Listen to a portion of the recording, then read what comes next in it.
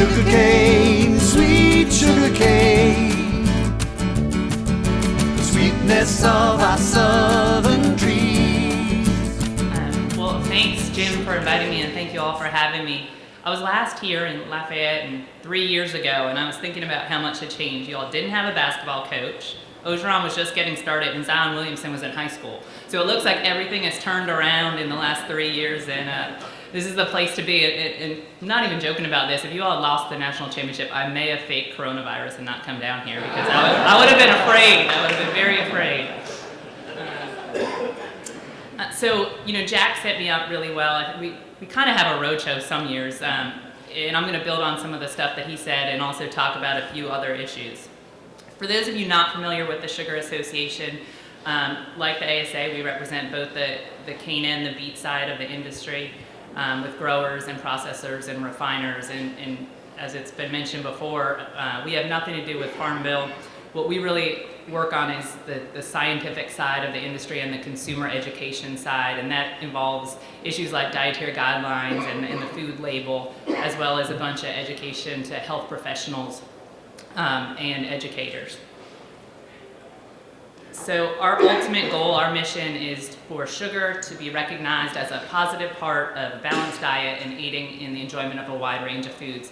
And that doesn't sound like a really sexy goal, but if we could just get to this point, I think we would all be really happy to end the demonization and for people just to feel comfortable with sugar. So today I'm going to talk a bit about consumption trends like Jack did, with a little bit different data, not because his data was wrong, but in the nutrition side of things, the nutrition policy side, we often talk about sugar as a percentage of calories. And there's a lot of ways you can measure consumption. These data are from USDA and Health and Human Services. Every 2 years they go out and they ask a couple thousand people, what did you eat? So it's a direct consumption record instead of USDA availability data. The data mirror each other, it's just a different way that it's presented. As Jack talked about, the turn of the century really brought a huge decline in added sugars consumption. And I'll typically talk about added sugars because in nutrition policy, people don't care if it's honey, maple syrup, agave, corn syrup, or sugar. It's all referred to as added sugars. So from the turn of the century here, I'm a little tight, we have about a 30% decrease in added sugars as a percentage of calories, from 18% down to 12.6%. And this is the most recent data available, but the 2018 data are probably going to be even a little bit lower. And this decline is almost entirely due to a decrease in soda consumption, which has gone down 30% since the turn of the century. And you can see up here, we were at about 54 gallons per capita and down to about 38 down in 2018. So that's why when you look at, and this is a chart of all sweetener consumption from 1975 to 2018, the yellow is high fructose corn syrup, and Jack made this pretty clear that there's been a big decline in high fructose corn syrup. This dark blue is sugar, which has been relatively steady, slight increase since the mid-'80s. And then up top, honey, everyone talks about honey. You can't even see honey on here. It's just a little black line and one of the little things up there. But as we talk about this huge decrease in added sugars, the sugar industry has not felt it. So it's been pretty steady. When it comes to sources in the diet of added sugars, beverages make up almost half of the added sugars in the US diet, and that's still, despite the decline in soda consumption, beverages are really a major factor.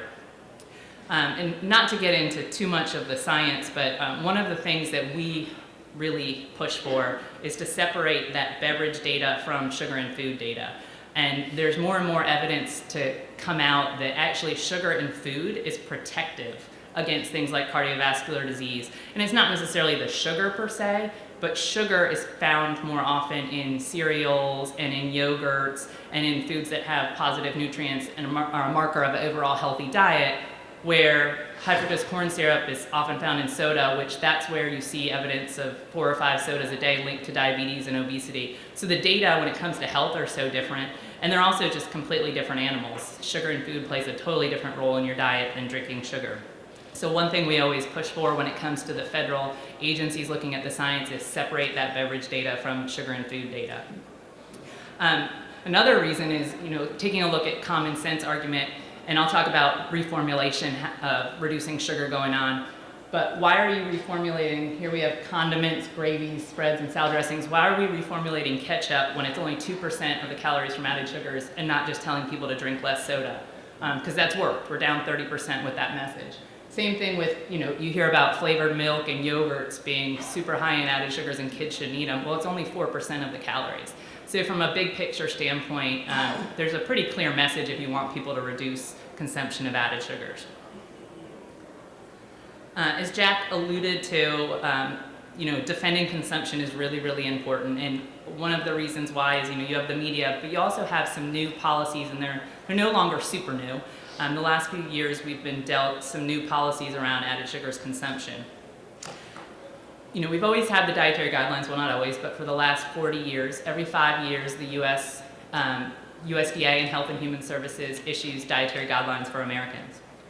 And there's always been some sort of a mention of monitoring added sugars intake. So whether it's, vague, like reduce calories from added sugars, choose a diet moderate in added sugars. But in 2015, which was really, it came out in January of 2016, we got the first ever quantitative recommendation for how much added sugars you should consume. And these recommendations come in many forms, teaspoons, grams, calories, or percent of calories. So that's 200 calories a day, 50 grams a day, 12 teaspoons, or 10% of your total calories. When we got this first ever quantitative recommendation, we fought it so hard because there is no scientific evidence to say that if you have 11 or 12 or 13%, something bad's going to happen to you. So we fought it pretty hard, but I will say having this number is very, very helpful because the dialogue in 2014 and 2015 was around cut all sugar out of your diet. So it's nice to be able to say the government says you can have up to 200 calories a day from sugar, despite there not being the science behind it. So why did the dietary guidelines come up with the 10%? And that's because they see added sugars as a source of empty calories, not incorporate it into foods and help serve as a vehicle for nutrients like cereals and like yogurts. And so the more sugar you eat, they see it as the less positive nutrients you're consuming. So it's all about calories fitting in your day.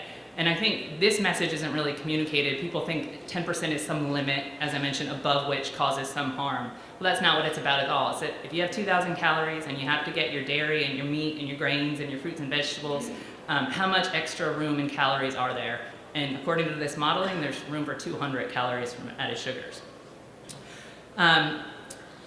When the dietary guidelines came out, ordinarily, no big deal, nobody really follows the guidelines. But what was happening at that time was FDA was redoing the nutrition facts label. And on the left-hand side, you can see over here, we've got the old label.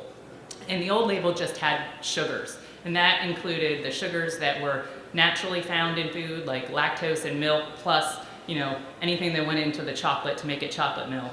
Or, the fructose and sucrose and glucose in an apple, plus anything that's added to it. So it was just all one big number, which scientifically, none of those sugars matter. So that was how it used to be. But when the dietary guidelines came out and consumers started to demand the knowledge of how much added sugars were in their food, FDA proposed this new label, which is a law as of January 2020, and you'll start to see it, although FDA has extended the compliance deadline until July. So if you go to the store, you're going to see some products with this new label, and definitely by July 1st, you'll see almost all products with this label. There's a few issues with this label, and I'll get to touching on them, but I think the biggest one is there's now this metric. So you have, by FDA law, anything that's less than 5% of a daily value, and so the daily value becomes 10% of calories. So 50 grams a day is your daily value. If you have less than 5%, so 2.5 grams, you're considered low in added sugars. But if you have 10 grams or more in a product, you're now high in added sugars. And what this means downstream, does it mean you could be banned from schools and hospitals and federal buildings or taxed? There's all these downstream implications of having this number, which is always a problem because if you have 50 grams a day allowance, why can't you have 50 grams in one sitting and then not eat any for the rest of the day? It sort of takes away that total diet approach. They also changed the serving size of sugar from 1 teaspoon to 2 teaspoons because they thought 2 teaspoons reflects more what people do in terms of putting sugar in their coffee and tea, which I still don't understand why they did that. But one big victory in all of this that we had was originally FDA had said that on a bag of or box of white granulated sugar, you were going to have to say that there were added sugars to the bag of sugar, which it didn't really make any sense. And so the sugar industry, along with the honey and maple syrup industry, fought this hard. Honey and maple syrup have a bunch of problems with adulteration, and I think that was the argument that really got people. We don't have so much of that problem, but it just didn't make any sense. There's nothing added to sugar, and so that got stopped, and this is what a bag or box of sugar is going to look like now, which doesn't make any sense. So they wanted to leave that line blank under total sugars, and they still wanted people to know that if you were going to take sugar out of a bag, that still contributed to your total daily intake. So there's a blank line, and then the percentage of how that amount contributes to your daily diet, and then down here, there's a little footnote for explaining that 8 grams contributes 16% of your daily value. Of course, they didn't test this with consumers, and I'm sure people are going to be incredibly confused, but we're not going to fight it because it's better than the alternative. So when FDA first decided to put added sugars on the label, this is from FDA's documents. There are so many different names for added sugars, whether brown rice syrup or you name it, corn syrup, that they wanted a way for consumers to easily identify the presence of added sugars. And they wanted consumers to be able to compare product to product with added sugars. And they wanted people to know the amount, because now you have the dietary guidelines, and how can you follow the dietary guidelines if you don't know how many added sugars are in your food? But the real reason is in red, is that FDA wanted to pressure food and beverage manufacturers to reformulate. Now that you've got to show this number, you want this number to be as small as possible. And as I mentioned, it's metric now. So you want to be below 10 grams of added sugars per serving. So I use this example of what if you were an ice cream sandwich manufacturer and your whole business was school lunch, and all of a sudden school lunch has to be below 10 grams. Of course you're going to reformulate your ice cream sandwich. And so it's a very, very heavy-handed way to make manufacturers have to reformulate. And it worked for trans fat in the early 2000s, and so they thought, we can just do it for added sugars. And I touched on a few of these unintended consequences. As I mentioned, you're putting a focus on a single product. So you have a brownie and you have 22 grams of added sugars instead of, you're not going to have 5 brownies. So why don't you have the choice to decide how you want to construct your full day's diet? We did some research back when this came out that if you take 2 products, let's say 2 yogurts, and one of them is lower in calories, higher in protein, higher in calcium, but has more added sugars, compared to another one that's higher in calories, more fat, and less nutrients, but lower added sugars, consumers are more likely to choose the version with lower added sugars despite the whole package of nutrients in the food. I mentioned reformulation, which I'll get to in a second, and then the product bans and warning labels, which I'll talk about as well, are all downstream consequences of what FDA said was consumer access to information. But there's always downstream consequences.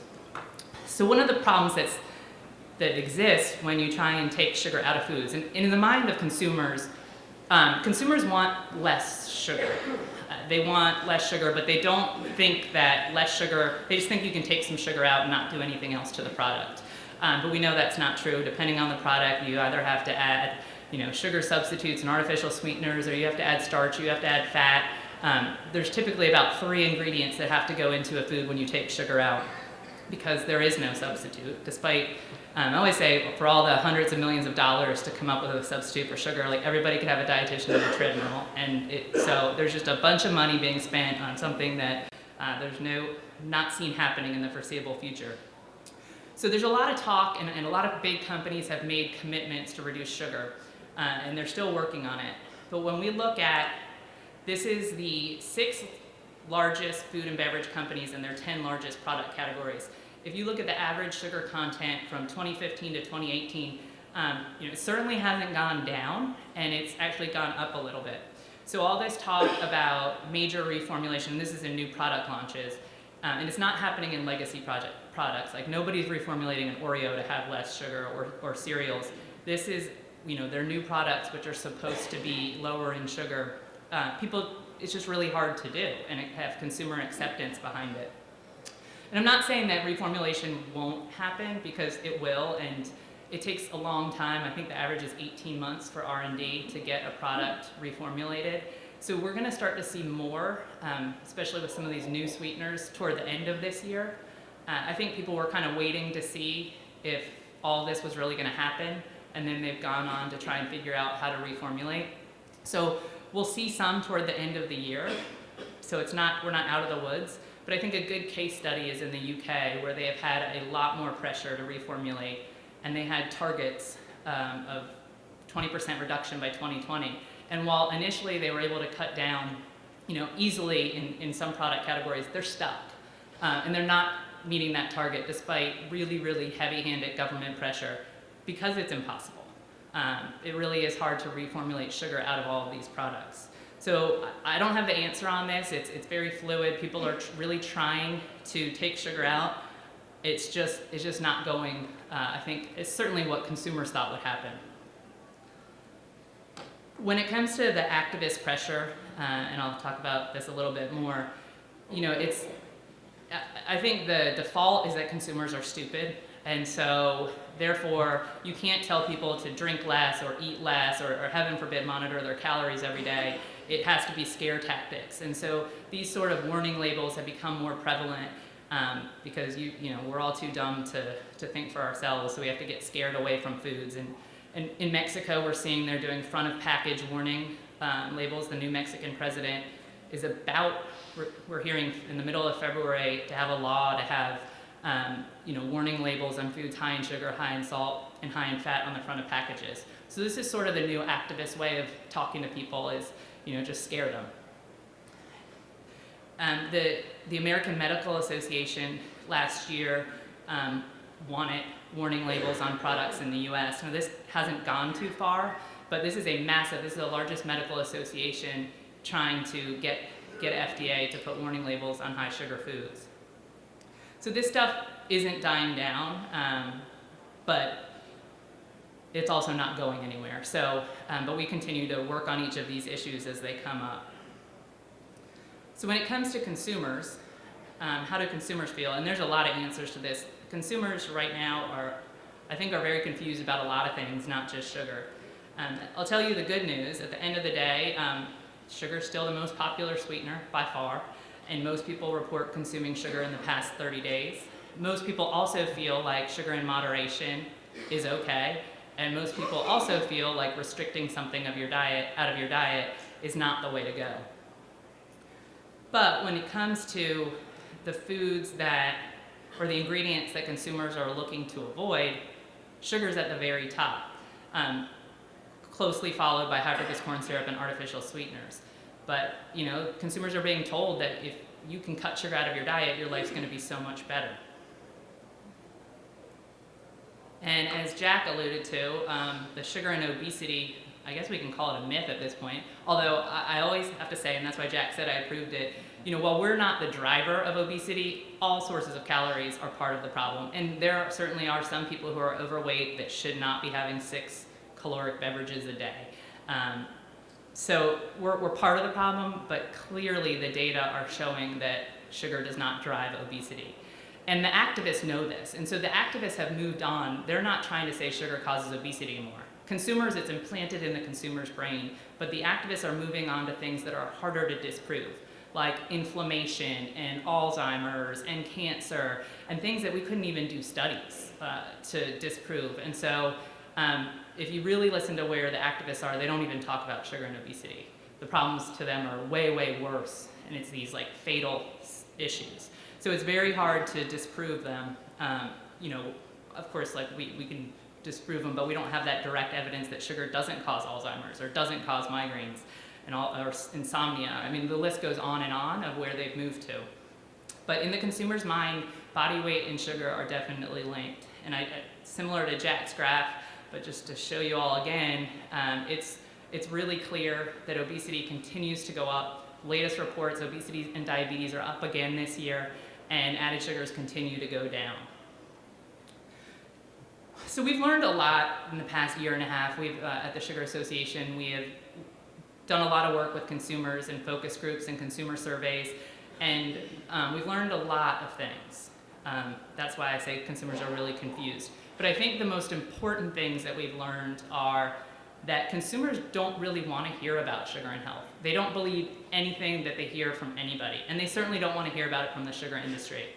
But they do want to know how sugar is made, they want to know where sugar comes from, and then they can decide for themselves. And I think the most important thing that we learned was, I showed sugar was at the top of ingredients people were looking to avoid. What we learned is when you say sugar to a consumer, they think brownie, they think soda, they think cake. They are not thinking white granulated sugar, brown sugar. They're certainly not thinking about a sugar cane or a sugar beet. They're thinking the end product, which, in a brownie, there's more calories from fat and flour than there are by sugar, but sugar is just what you call those things. And so we were trying to figure out how could we talk about sugar that makes sugar more like honey and maple syrup, which consumers just love, and less like high fructose corn syrup. And so in this chart, you can see if you just say sugar, it kind of has average view ratings of natural and healthy. But if you can say cane sugar, look how natural and healthy it's perceived in terms of the consumer. And the same thing with beet sugar. The natural and the healthy perception goes up. For us at the Sugar Association, we certainly aren't going to say cane or beet sugar, but we can use terms like pure sugar and real sugar. And just that alone in a consumer's mind helps separate sugar from a brownie or a soda or high fructose corn syrup. And so real sugar is what we've started using, and it really resonates. There's actually a movement in the food industry of real being a seal on packages, whether it's real wheat or real sugar or real milk. Consumers want to know that stuff is real. And so this was really interesting. And sugar, unfortunately, is a generic term for sweets, and it lumps everything together. Here's the positive part. So things really are changing. And it's hard to put my finger on data points, but in the last 3 or 4 months, there's been a lot of dialogue that's very different. I'm at 5.5 years now in the industry. And the last 3 months have been very different than the previous 5 years. This is a picture from a coffee shop in Arlington, Virginia, where they just label things fake sugar. And like I said, the movement toward real and fake is a very real movement. And when you look at the online conversation, it's easy, at least where I sit, to feel like everyone's afraid of sugar. But if you look at online conversation on sugar, it's really positive. It's more positive than coffee and cats, and it's up there with birthdays. And this is, I know, it's a good position to be in. And this is the trend over the last 4 years, and the negative conversation has actually gone down. Here are some of the headlines from the last couple of months. And it's really about, you're hearing the common sense argument, maybe all this stuff about sugar that you've been hearing isn't necessarily true, and sugar in moderation is okay. And you're also seeing a lot more caution around the alternatives to sugar. And here's probably one of the biggest articles to come out, and especially in kids' products with reformulation. I encourage you to go and look at the kids' snack aisle, look at Welch's fruit snacks and Quaker granola bars and Capri Suns, products that you would never imagine they would have artificial sweeteners in, they're in there. And now this is just starting to come to the forefront. And I'm not saying they're not safe, but the point is we don't really know about them. And they're certainly not recommended for kids' diets according to the American Academy of Pediatrics and others. So as Jim knows this very well, we're working on sort of bringing awareness around this issue of what is in your foods. Added sugars went on the label because consumers needed to know added sugars were in there. Well, consumers equally want to know what these other sweeteners are. So this is a big shift in terms of the media's reporting of sweeteners in the last couple of months. Another thing that's really changing in the landscape, and this is driven by millennials, is that this whole concept of wellness and balance trumps dieting. The millennials don't diet. They want a comprehensive, holistic wellness lifestyle. And so this idea of cutting things out is not nearly as popular as it was a few years back. And I also, I believe that this conversation, and Jack showed a different view of this same data, that people are going to start to realize the diet has changed dramatically in the past 40 years. We eat more calories, and those calories aren't coming from added sugars. And so I'm not saying that you got to blame it on grains and on oils, but people need to take a look at the general increase in food, decrease of activity, and if we keep blaming things on one nutrient, which it's called the sugar-fat seesaw. You know, when fat's bad, sugar's good. When sugar's good, bad, fat's good. And instead of that cycle, which has been going on for the last 50 years, take a more holistic look at the diet and what needs to change. The other positive news is that the most popular diet in 2019 was clean eating. And a clean diet includes ingredients you're familiar with, that you can read, you know where they come from, and sugar's positioned really, really well. And it also is a sign of the times of what's important to consumers. Like I said, real is important, restriction is not on their radar, but knowing where their food comes from is very important. And so the title of my talk was Embracing a New Decade, and that was a look back on some of the regulations, but also a look forward. And while reformulation is a funny time, and Jack talked about a slight dip in consumption in the past 2 years, there's going to be a few years of uncertainty, but moving forward, I believe, and others do as well, that sugar is in a very, very good role with the movement of where consumers are right now. The functionality, as I talked about, you can't just take sugar out without putting things in, clean label, the familiarity, it's minimally processed, which is something we're talking a lot about. Processed food is definitely a top of the most wanted food products. And so explaining where sugar comes from and how it's made is really important. And then it's also from plants, and plant-based eating is having a moment right now as well. So what we've learned is that, you know, consumers really are looking for permission. They want to know it's okay to eat sugar, and they're also looking for balance. And that's where this 10% guidance I see as so beneficial, because hey, this is how sugar fits in your diet. There's 200 calories to sprinkle throughout the day. And so the other thing, and I mentioned consumers don't want us to talk about health, and they really don't want to hear about health, and they really want to get connected to where sugar comes from. And so this is where our efforts are going, and I'm going to show you 2 images that I stole, no one knows they're on here, for a marketing campaign we're about to launch. But we've learned that if you can teach consumers about where sugar comes from and how it's made, they have less guilt and more confidence in eating sugar. Even though, you know, where sugar comes from has nothing to do with obesity or diabetes, that's just how weird the consumer's head is right now. And so if we can teach them where it comes from, they'll feel less guilty about eating it.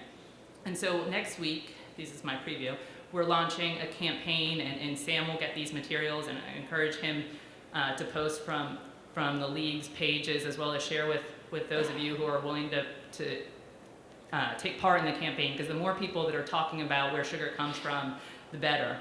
And so here's one example of the type of thing, and these will be going in 2 cities, but it's also going to be amplified by members all over the country. You know, rooted in nature and not a lab. We tested this with consumers. It really, really resonates. And these are so simple. But consumers don't know what sugarcane looks like unless you're from Louisiana or Florida. You don't know what sugarcane looks like, and you've never thought about sugar. We learned only 30% of consumers know sugar comes from plants. And when you tell them it comes from plants, they don't not believe you, they just truly have never thought about it. And so this is just a really basic way to educate consumers. I mean, we're not lying, I mean, that's sugarcane. And so it's sort of bulletproof. And here's just another image, and you can see we've got this. It's hard, so I stole these images from a last proof of a creative, so I apologize, they're a little fuzzy. But we have a little real sugar seal that's going to go on all of these images. So, you know, we don't always have to say what the plant is. It's like, oh, that's sugar.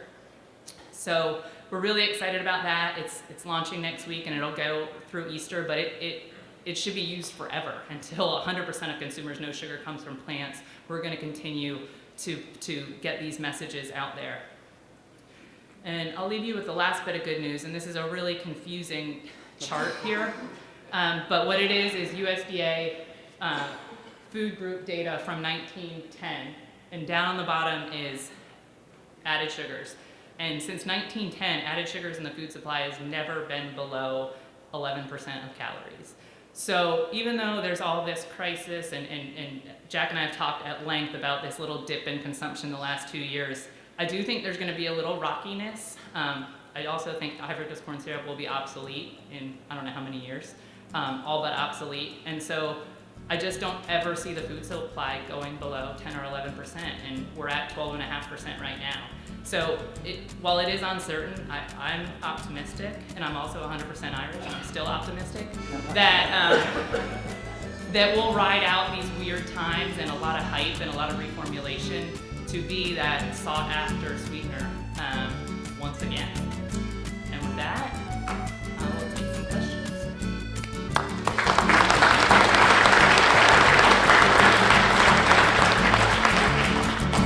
Sugar cane, sweet sugar cane, the sweetness of our sun.